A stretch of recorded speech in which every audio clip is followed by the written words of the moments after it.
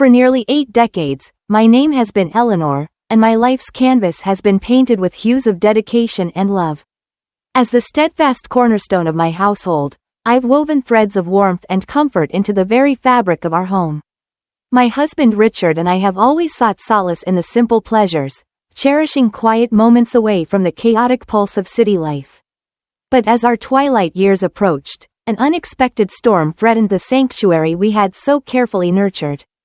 It began with a call from our son James that would unravel hidden tensions and unspoken truths, thrusting us into a whirlwind of change. Little did we know that the arrival of James and his wife, Emily, would challenge the essence of our family bonds, setting the stage for a dramatic and transformative journey. Let's get into my story. My name is Eleanor, and for nearly 8 decades, I have been the unwavering cornerstone of my household. I dedicate my life to nurturing and maintaining its warmth and comfort as a devoted housewife.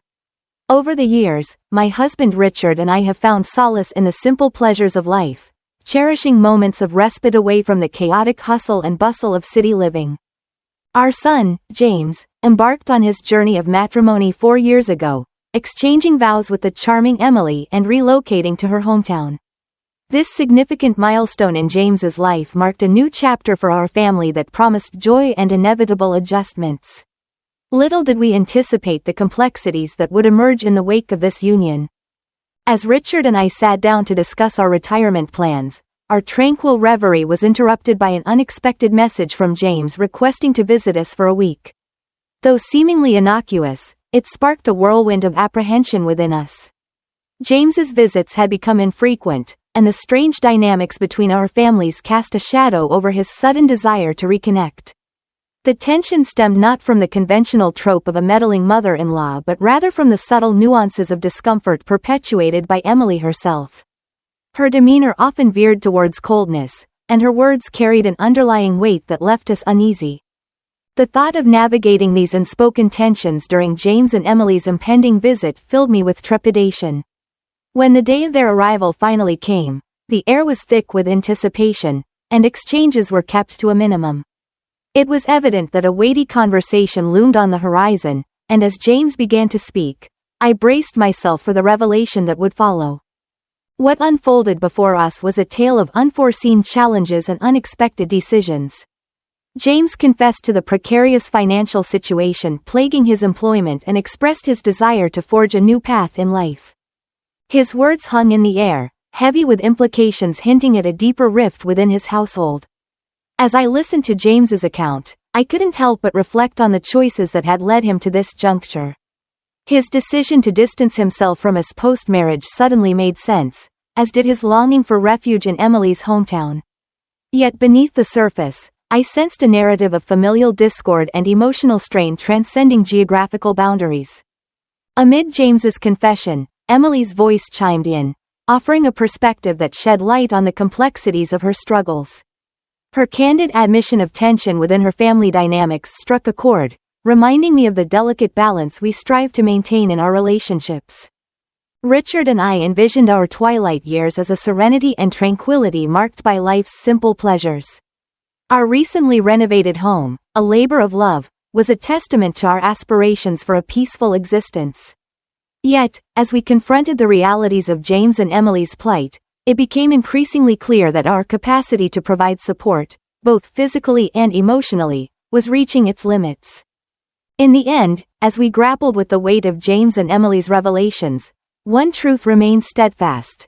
The bonds of family, though tested and strained, endure through the trials of life. And as we navigated the uncertain terrain of the days ahead, we did so with the understanding that love, in all its complexity, is the guiding force that binds us together now and always. Taking deep breaths to steady myself, I endeavored to articulate our sentiments to James and Emily. "We truly appreciate your enthusiasm for our renovated home," I began, "but the truth is, we're genuinely looking forward to enjoying it ourselves." Despite our attempts to convey our reservations, they seemed adamant about their decision to move in with us, brushing aside our concerns with reassurances. Anxiety gnawed at me as I contemplated the impending prospect of cohabitation. "Isn't next week too sudden?" I voiced my apprehensions, hoping to prompt a reconsideration of their plans. Richard echoed my sentiments, expressing similar worries about the abruptness of their decision and the need to consider Emily's parents and our preparations. Yet, despite our reservations, the young couple remained unwavering in their assurances. "It's okay, don't worry about it," they chimed repeatedly to quell our unease. A week later, they made themselves at home in our midst, only to retreat to their previous residence shortly afterward. The strain of supporting them financially, coupled with the realization that Emily may have ulterior motives, weighed heavily on our minds. "We have our limits," Richard remarked, his voice tinged with concern. "We can barely manage our mortgage payments as they are. The thought of shouldering the burden of supporting both is too much, especially considering Emily's apparent intentions." "I completely agree," I concurred, disappointed at the event's turn. "We can't allow ourselves to be taken advantage of. We must assert our boundaries and clarify that this living arrangement is untenable." As we contemplated our future, the prospect of upheaval loomed large in our minds. Every aspect required preparation and adjustment.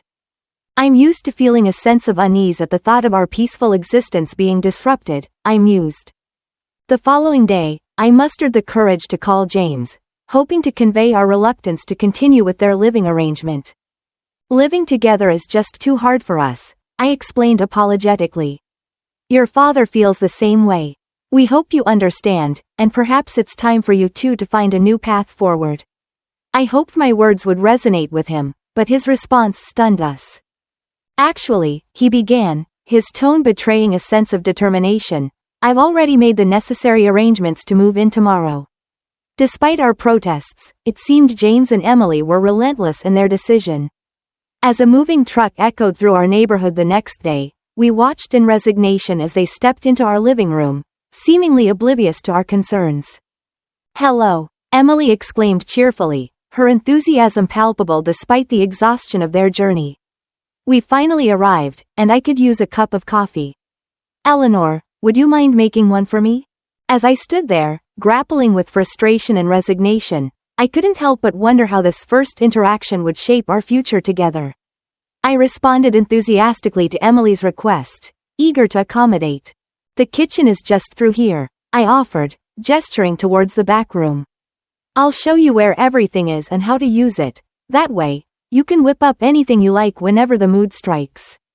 As I led Emily towards the kitchen, her expression soured, and she clicked her tongue disapprovingly before speaking. "Why are you being so cold?"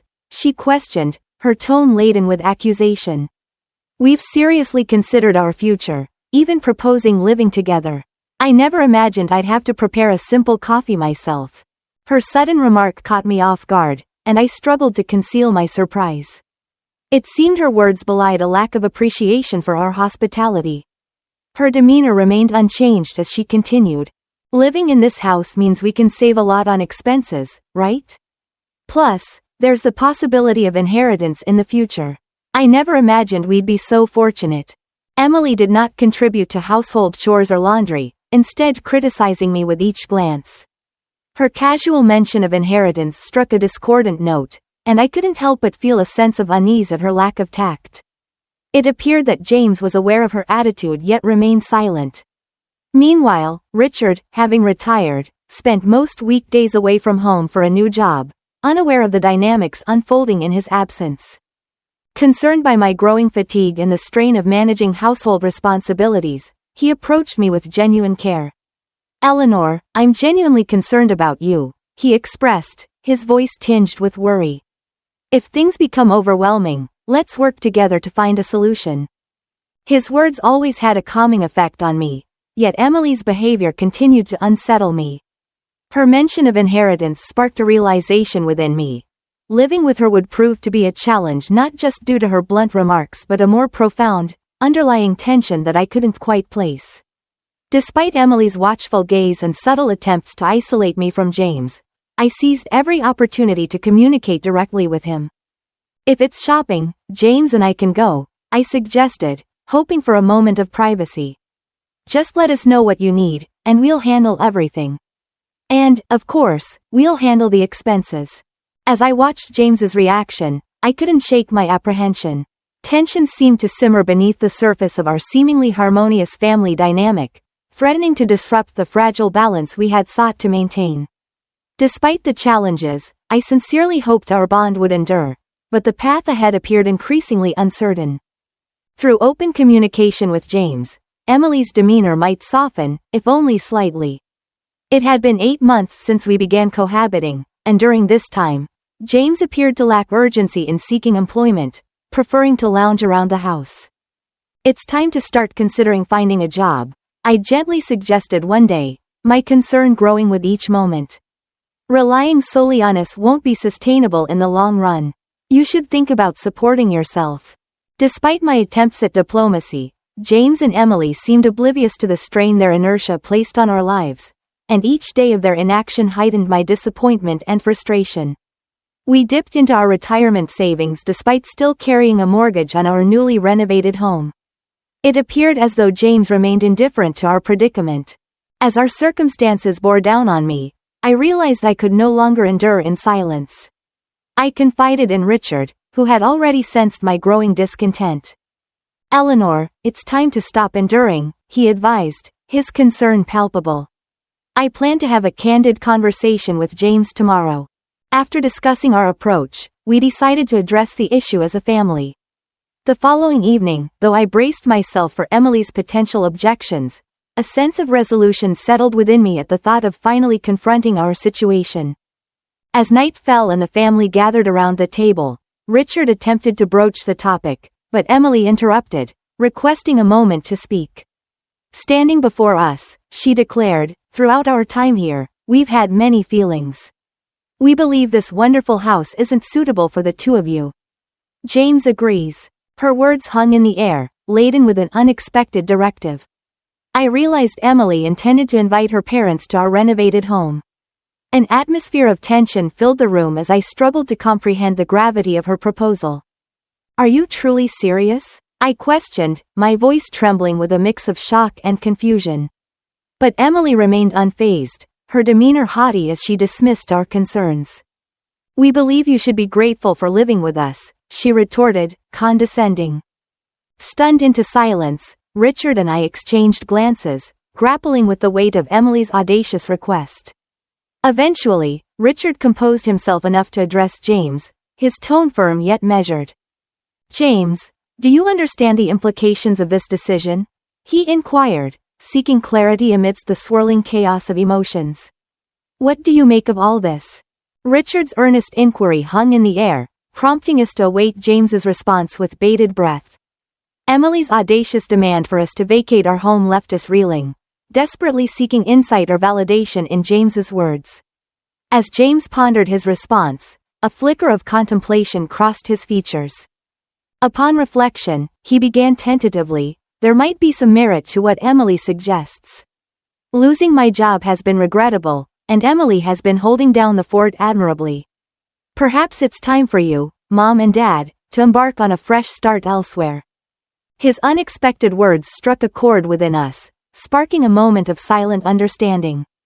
It was a realization that had been simmering beneath the surface as we grappled with the changing dynamics of our relationship with James. He was our cherished only child, and while we had never intended to satisfy him excessively, his union with Emily seemed to have drastically altered his outlook.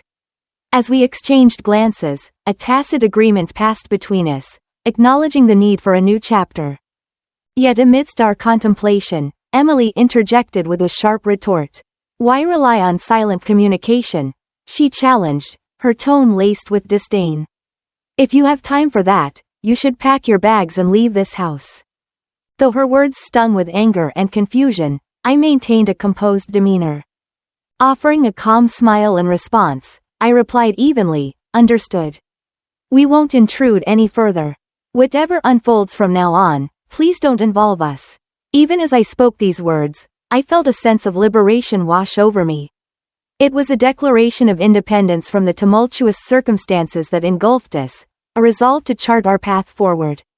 And while Emily's face lit up with satisfaction, I couldn't shake the lingering doubts that gnawed at my heart.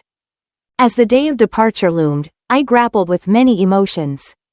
On one hand, there was a palpable sense of relief at the prospect of escaping Emily's oppressive presence. Yet beneath the surface lingered a nagging uncertainty about the future that awaited us. As Richard busied himself with preparations for the move, his enthusiasm for the prospect of a new beginning was palpable. "We'll turn this into an adventure," he declared optimistically, his eyes alight with excitement as he sifted through our belongings. And though we had yet to settle on our next destination, I couldn't help but feel a glimmer of hope amidst the uncertainty. It was a reminder that despite adversity, there was always the potential for renewal and growth. As we embarked on this new chapter, I resolved to face whatever challenges lay ahead with courage and determination. Trusting in Richard's guidance, we embarked on an uncertain journey, packing only the essentials as we bid farewell to our home. Deep down, I harbored a faint hope that James would intervene at the 11th hour, but his silent acquiescence and Emily's smile spoke volumes. The fragility of family bonds weighed heavily on my mind during our journey, yet strangely, I felt a sense of liberation and clarity. The relief of escaping Emily's domineering presence lifted my spirits. As the landscape outside our window shifted, Richard revealed his surprise. "We're almost there," he announced, his tone tinged with excitement. Puzzled, I inquired about our destination, only to learn that he had secured a room in a luxury condominium meticulously tailored to our preferences. Located on the second floor to accommodate my fear of heights, the apartment boasted amenities beyond our wildest dreams. A dedicated reading space, a well-equipped gym, and a serene communal bath. It was a far cry from our previous abode, and I couldn't help but express my gratitude. "I never imagined we'd live somewhere like this," I marveled, my disbelief evident. Richard's reply was warmed as he revealed the extent of his planning. "It ensures our peace of mind in our old age," he affirmed, his smile reflecting a sense of contentment. Despite the challenges ahead, Richard's optimistic spirit buoyed our resolve as we settled into our new home. The following day, we navigated the bureaucratic maze of real estate procedures, selling our old house and settling our mortgage with our savings. With the weight of financial burdens lifted, we felt lighter, our hearts brimming with newfound hope. Meanwhile, James and Emily embarked on their own journey, embracing their new family structure with Emily's parents by their side. As we heard snippets of their newfound contentment, I couldn't help but envision the joy they must be experiencing in their fresh start. However, amidst the flurry of change, a call from Emily unexpectedly pierced the tranquility, signaling a potential shift in our intertwined destinies. "Hello, Eleanor. It's Emily. Have you settled into your new home yet? You're not living in a park, are you? If something were to happen to you, please don't rely on us. It would be troublesome." Emily's voice, filled with concern or perhaps something else, echoed through the phone. Despite her attempt at casual conversation, tension hung as I grappled with my emotions. "Speaking of parks, our new home overlooks a beautiful park," I responded, my tone cautious. "But Emily, there may come a time when you must face reality." I didn't intend for the conversation to escalate into a heated exchange, but overwhelmed by my emotions, I couldn't help but hint at the underlying tensions. "Eleanor, have you gone mad?" Emily retorted, her voice tinged with annoyance. "No need to worry. James and I are living very happily. Goodbye." With that, she abruptly ended the call, leaving me to ponder the implications of our conversation. Emily's obliviousness to the deeper meaning behind my words only exacerbated my frustration. The encounter replayed in my mind for days afterward, each time stoking the embers of resentment towards Emily's attitude. Despite my lingering hatred, part of me couldn't help but anticipate their challenges. A few days later, as if on cue, we received a call from the real estate agent handling the sale of our old house. Richard and I shared a knowing glance, our excitement palpable. However, our jubilation was short-lived as an urgent call from James disrupted the tranquility. His voice, fraught with anger and frustration, accused us of neglecting to inform them of the impending sale. "Why didn't you tell us about this?" he demanded.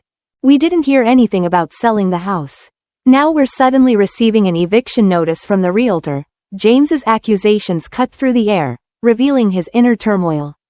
It was the opportunity we had been waiting for, the chance to assert our stance.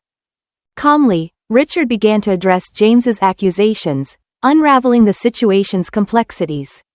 "James, I understand your frustration, Richard began, his voice steady, but it's not as simple as you think. Ideally, you should have contributed to paying off the mortgage on that house. As James's shock and disappointment became apparent, I couldn't help but notice a shift in his demeanor. The confident facade he once wore seemed to crumble, replaced by a vulnerability that hinted at a deeper conflict within him. At that moment, I whispered to Richard, I struggle to see him as James, the son we raised with love. It was a revelation that struck us deeply. Perhaps our true family now comprised only the three of us. Our investigations had uncovered a troubling truth. Since they began living together, James and Emily had succumbed to the allure of gambling, plunging into a vortex of debt. Day after day, they became trapped by the seductive pull of gambling. The men abandoned their jobs, while the women neglected their household responsibilities. Their lives revolved around the thrill of gambling, oblivious to the mounting consequences. Why are you prying into our financial affairs? Emily's voice, laced with hostility, pierced through the phone line and directed at us. Her aggression was palpable, and we were taken aback by her confrontational demeanor. Gathering my composure, I addressed Emily calmly but firmly, your arrogance is truly astonishing. It's time for all of you to consider your next move. The new tenants are set to move in within days, so you should start looking for alternative accommodations. Emily's response lacked remorse or introspection. There was no hint of regret in her words, only defiance. As the gravity of the situation sank in, it became clear that any hope for reconciliation had faded. Moreover, I felt compelled to convey a warning regarding the impending tenants of our former home. The man who had agreed to purchase the house had a formidable appearance, which might evoke fear upon first interaction. However, despite his intimidating demeanor, he had shown understanding and kindness. Understanding our urgency, Emily reluctantly acquiesced, acknowledging the need to vacate the premises promptly. However, she pleaded for more time to secure alternative housing arrangements. We'll leave as soon as possible, Emily conceded, her tone tinged with resignation. But finding a new place may take some time. Can't we be granted a little more time? Their plea for an extension tugged at my heartstrings, but given the circumstances, concessions were impossible. The impending danger and uncertainty demanded swift action, leaving little room for leniency. As I listened to Emily's voice over the phone, a twinge of sarcasm crept into my smile. Her anxious tone betrayed the situation's urgency, and I couldn't resist a slightly sarcastic response. You don't have much time left, I remarked dryly, offering one last piece of advice before bidding her farewell. So choose your actions wisely. Goodbye. As I ended the call, a sense of relief flooded over me, washing away the tension that had gripped me. It was as if a weight had been lifted from my shoulders, leaving me feeling a newfound liberation. Later, through hearsay and gossip, I learned that the four had swiftly and diligently tidied their living quarters before vacating the premises. The news brought a chuckle to my lips. It seemed they, too, had felt the situation's urgency. Although I received no direct communication from them, I gathered from a reliable source that they had downsized to a cramped 180-square-foot studio apartment. The thought of all four of them squeezed into such a tiny space piqued my curiosity. Perhaps amidst their financial woes, they were caught up in the relentless cycle of repaying debts, leading busy lives that left little time for leisure or comfort. It was almost poetic justice. Amused as I contemplated their plight, I thought about how they were reaping the consequences of their actions. Meanwhile, Richard and I were on the cusp of starting a new life chapter. We envisioned days filled with peace and contentment in our cozy new condo in a vibrant neighborhood. Finally, we would have the opportunity to enjoy each other's company without the distractions and dramas that had plagued us in the past. As we looked ahead to our future together, we embraced the promise of tranquil and fulfilling days, just the two of us in our little haven of happiness. The narrative of Eleanor, Richard, James, and Emily poignantly reflects on the complexities of family dynamics, particularly in the context of aging and financial dependency. The story captures the emotional turmoil that arises when long-held expectations clash with harsh realities, highlighting the challenges parents and their adult children face. Eleanor and Richard's experiences underscore the bittersweet nature of parenthood, the joy of seeing their child grow and marry, juxtaposed with the heartache of witnessing his struggles and poor choices. Their journey from providing unwavering support to asserting their boundaries is heartbreaking and empowering. It illustrates the difficult balance between love and self-preservation, especially when one's well-being is at stake. James and Emily's actions reveal the destructive impact of financial irresponsibility and dependence. Their descent into gambling and subsequent strain on Eleanor and Richard's lives is a cautionary tale about the consequences of neglecting personal responsibility. The couple's sense of entitlement and lack of accountability exacerbate the situation, creating an environment of tension and resentment. The resolution of the story, with Eleanor and Richard finding solace in their new home, emphasizes the importance of reclaiming one's peace and independence. It reminds us that, despite the challenges and disappointments, there is always the potential for renewal and growth. Their newfound liberation and contentment starkly contrast the turmoil they endured, offering a hopeful conclusion to their arduous journey. Overall, the story is a testament to the resilience of the human spirit and the enduring power of love and self-respect. It encourages readers to navigate family conflicts with compassion and firmness, recognizing that sometimes the most loving act is setting boundaries and seeking happiness.